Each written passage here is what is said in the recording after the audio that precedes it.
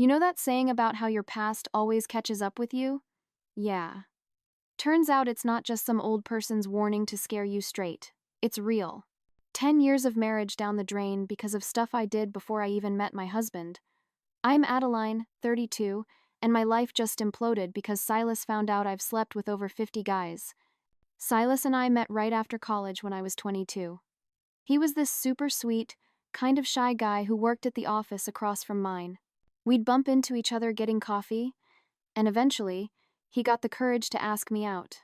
What made him different was how untouched he was by everything. He was literally a virgin when we met. Meanwhile, I'd been around the block like, way around.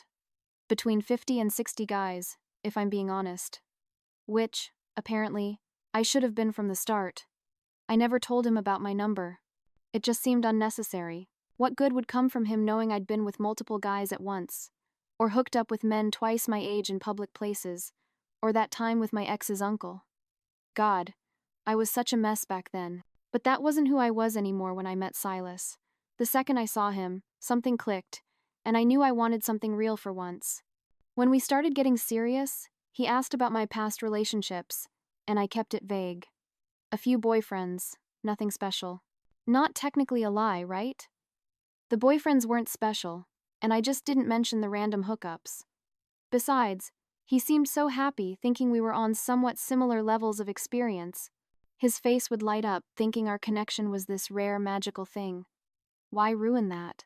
We got married after 2 years, bought our starter home, got a dog, and everything was perfect. I became this whole new person. Reliable, faithful, the kind of wife his mom approved of. I even made friends with all the other wives in our neighborhood. Between us, some of those women are total snooze fests with their recipe swapping and minivan discussions, but I played the part. Nobody would ever guess what I used to be like. I never cheated on Silas. Not even when Marcus from my workplace obviously wanted something to happen during that conference in Phoenix, or when my ex Leo hit me up on Facebook saying he was in town. That's worth something, right? I chose Silas every single day for 10 years. But apparently, that doesn't matter if you've got a past. All it took was one stupid game night with my college friends. Silas had met some of them before, but never my core group: Cassidy, Liam, and Chloe. I should have known better than to mix those worlds. We were drinking, laughing, playing Never Have I Ever, like we were still 21 when Liam said, "Never have I ever slept with more than 10 people." I didn't think and just put my finger down with Cassidy. Silas looked at me like I'd grown a second head. Then more questions came. Never have I ever had a threesome. Never have I ever hooked up with someone significantly older. And with each one, I answered honestly. I watched my husband's face completely transform.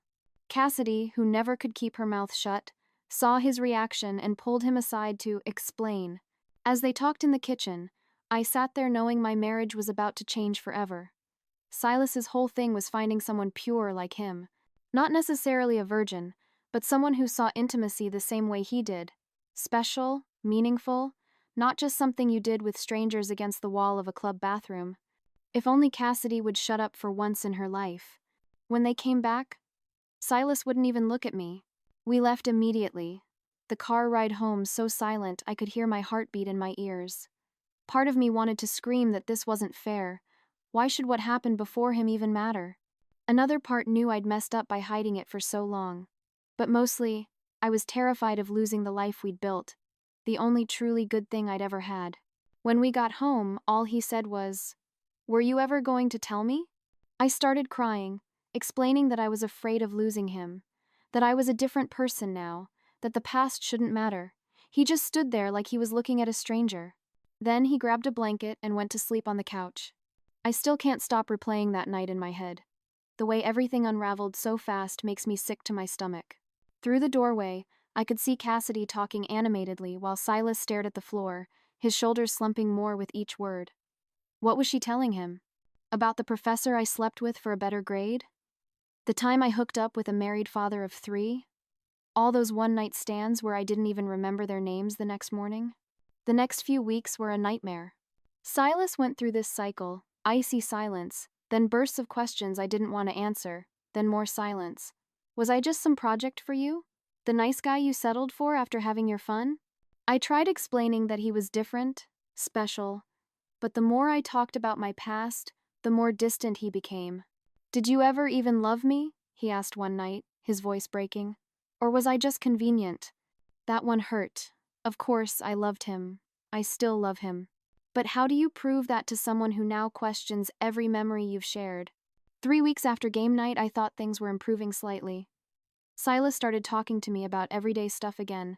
Bills, his job, what to have for dinner. It wasn't warm or loving, but it was something. Then I realized what had really changed. He'd stopped caring. There was this emptiness in his eyes when he looked at me now, like I was just someone he lived with, not the woman he once couldn't keep his hands off. Our bedroom became this cold, uncomfortable place.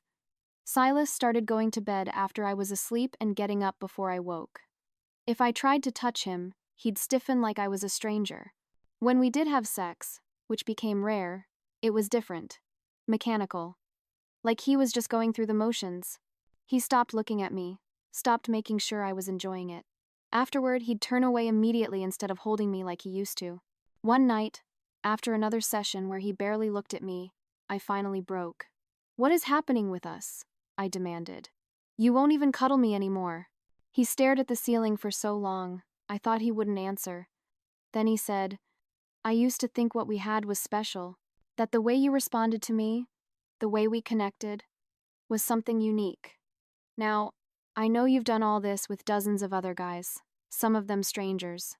How am I supposed to feel?" "That was different," I insisted. "It was just physical then. With you, it means something." "Does it?" he asked, his voice flat. "Or am I just the guy you settled for when you decided to change your image?" I started noticing other changes too. Silas began working late or spending weekends helping a friend with a project. He installed a password on his phone. The irony wasn't lost on me. Now he was the one with secrets. I wanted to confront him, but what right did I have? I'd hidden things for years. I launched Operation Win Silas Back. Pathetic, I know, but I was desperate. I started with the obvious. Seduction. I bought new lingerie, planned a fancy dinner, put on his favorite playlist. He came home to candles, wine, and me wearing practically nothing.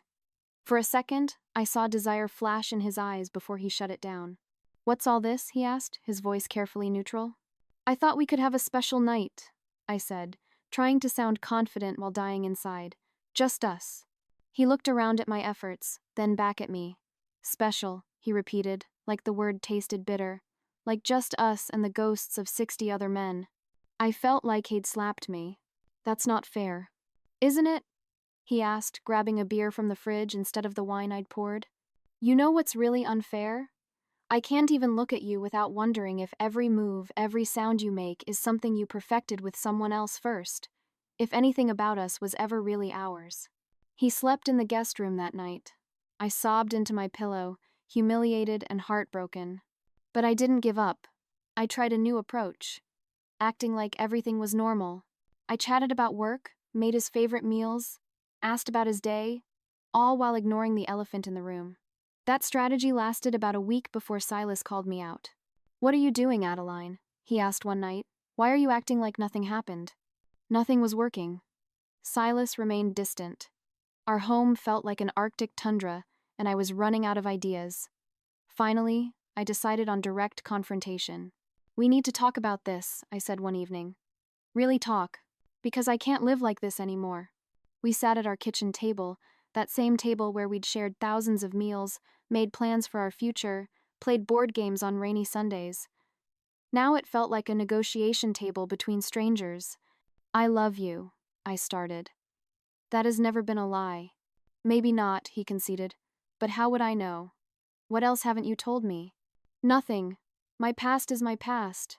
It doesn't affect us now." He laughed without humor. "Except it does. Every day. It affects how I see you, how I see us, how I see myself. Do you understand what it's like to suddenly realize your entire marriage is built on a foundation of half-truths?" 2 weeks later, I noticed subtle shifts. Silas started staying out later. His wedding ring occasionally disappeared from his finger, only to reappear the next day. He took calls in another room, his voice dropping to a whisper. The bathroom cabinet suddenly held a new cologne I hadn't bought him. Small things that added up to something I didn't want to face. I checked his phone while he was in the shower. I know, I know, hypocritical much? The woman who kept secrets for 10 years suddenly demanding transparency. But I was desperate. There were texts from someone named Rowan. Lots of them. Enjoyed coffee today. Thanks for listening. You deserve better. Nothing explicitly romantic, but intimate in a way that made my stomach knot. When Silas came out of the shower, I was sitting on the bed with his phone in my hand. His face hardened immediately. Going through my phone now? He asked, voice cold. Who's Rowan? I shot back, beyond caring how I looked. He snatched the phone away. A friend. Someone I can actually talk to. Talk to about what? About how terrible your lying wife is? My voice cracked with anger and fear. Silas ran a hand through his damp hair, looking exhausted. Yes, Adeline. About how my entire marriage turned out to be built on lies. About how I don't even know who I'm married to anymore. By getting close to another woman? Is that your solution? His laugh was bitter. That's rich coming from you. Now you care about boundaries. Now you're worried about loyalty. I never cheated on you, I shouted, jumping to my feet. Never. No matter what I did before, I have been faithful every single day of our marriage. Physically, maybe, he said quietly. But you cheated me out of making an informed choice about who I was marrying. You stole 10 years from me, Adeline. The fight escalated from there. All the tension of the past months exploded into the worst argument of our marriage. I accused him of using my past as an excuse to cheat with this Rowan person. He called me a manipulative liar who'd trapped him into marrying someone he never would have chosen if he'd known the truth. Are you sleeping with her? I asked, my voice small. He looked me straight in the eyes. Number. But I've thought about it. And I hate myself for that, but I've thought about it. I need some space, Silas continued.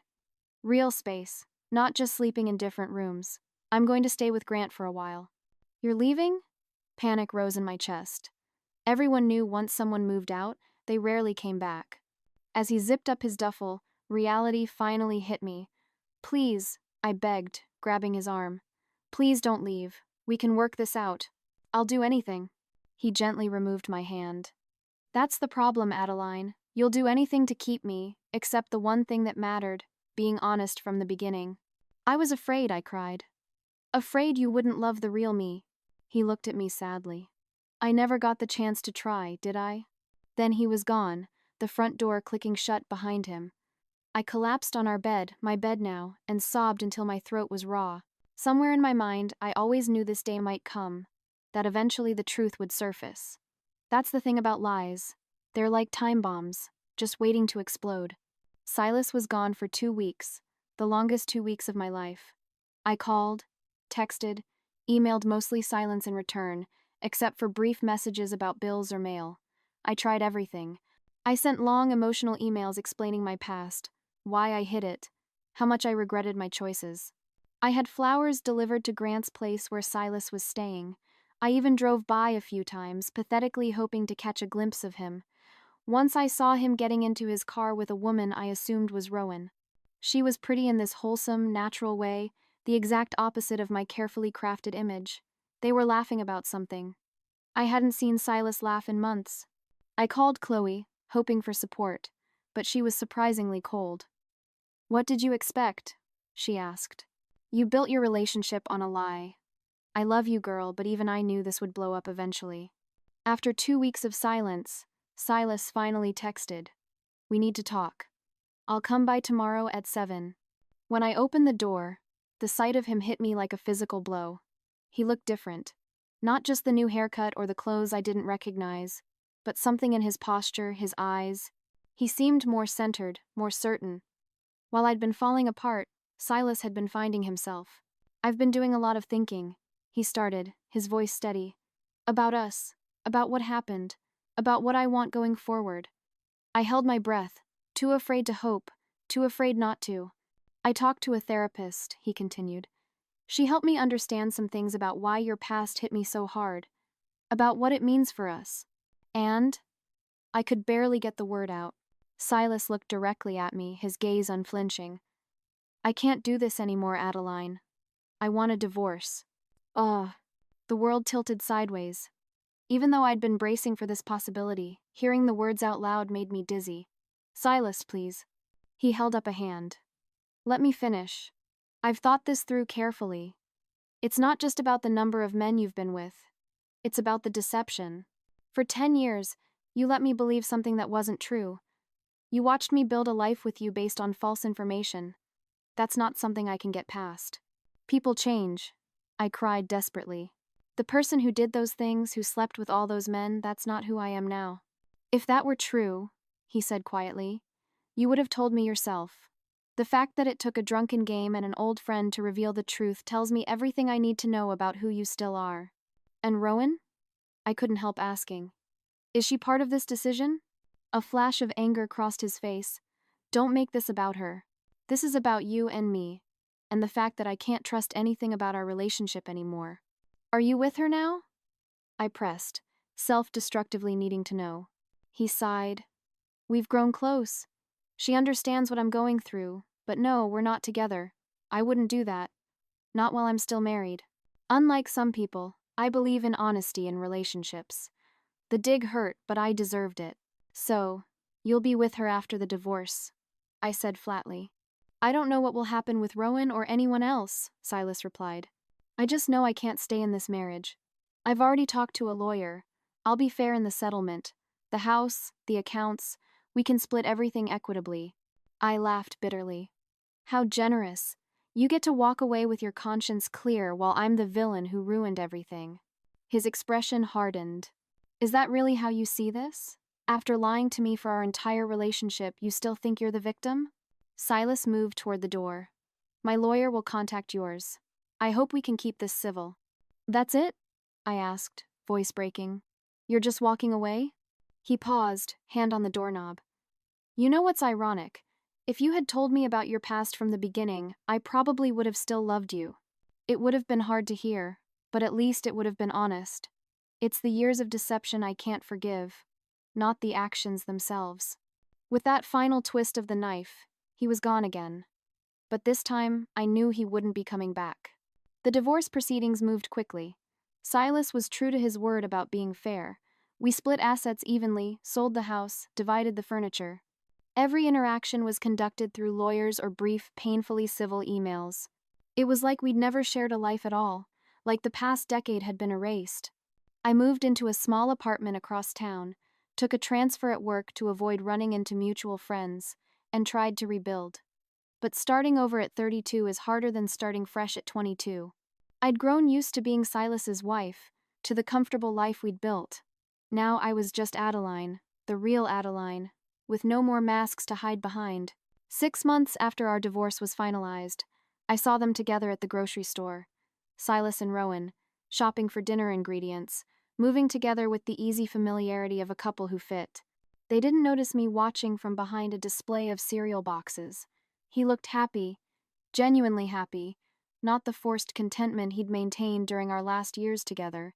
He was laughing at something she said, his hand resting casually on the small of her back. It was like watching a knife twist in my heart. I abandoned my half-filled cart and fled to my car, where I broke down completely. Not just because he was with her, but because seeing them together made the magnitude of what I'd lost painfully clear. Silas had moved on. He'd found someone he could trust. Someone who gave him what I never could. Honesty from the beginning. The worst part came 3 months later when I ran into Chloe at a coffee shop. I'd been avoiding our old friend group, but this encounter was unavoidable. After awkward small talk, she mentioned that Silas and Rowan were engaged. They're perfect together, she said, either oblivious to or uncaring about my pain. So authentic, you know? No games, no secrets. It's refreshing. Each word was a dagger. But the final blow came when she added, casually stirring her latte. Plus, she's pregnant. They're due in January. I spiraled after that. Started going out too much, drinking too much, hooking up with men whose names I barely learned. Falling back into old patterns. One night, drunk and self-destructive, I texted Silas. Congratulations on the baby. Guess you found someone worthy of starting a family with. His response came the next morning. Adeline, please get help. I don't want this for you. We both deserve peace. Even after everything, he still cared enough to want me to be okay. That kindness broke something in me that anger couldn't reach. Because he was right. This path I was on would destroy me. I was punishing myself for losing him by becoming the person I tried so hard to leave behind. That text was my rock bottom. The next day, I called a therapist. Started the painful process of facing who I really was. Not the wild girl from college. Not Silas's perfect wife. But something more complicated. Someone who had made mistakes, who had hurt others, who had lied to protect herself. Someone who needed to learn honesty, not just with others, but with herself. It's been a year since then. I'd like to say I'm completely healed, that I found peace with my choices and their consequences. But that would be another lie, and I'm trying not to tell those anymore. The truth is, I still wake up sometimes reaching for Silas. I still drive by our old house occasionally, even though strangers live there now. I still feel the ache of what could have been if I'd just been brave enough to be honest from the start. Silas and Rowan had their baby, a little boy. I saw the announcement online. They look radiantly happy in the photos. A perfect little family built on trust and honesty. The life I could have had if I'd been a different kind of person. I'm dating again. Cautiously, taking it slow, being upfront about my past from the beginning. The good, the bad, the ugly. It's terrifying, but also freeing. Some men walk away when they learn about my history, and that hurts. But better to lose them on my terms, with the truth out in the open, than to build another relationship on lies that will eventually implode. I see now that it was never about the number of men I'd slept with. It was about the decade of deception, the foundation of lies our marriage was built on. Silas could have accepted my past if I'd given him the chance. What he couldn't accept was discovering that the woman he'd loved for 10 years had never fully existed. So here I am, starting over, trying to build an authentic life. No more masks, no more convenient omissions, no more running from my past. Just me, flawed, complicated, still learning, facing the consequences of choices made long ago. It's not the life I planned, not the future I thought I'd have, but it's real. And after a lifetime of pretending, maybe that's what I needed all along.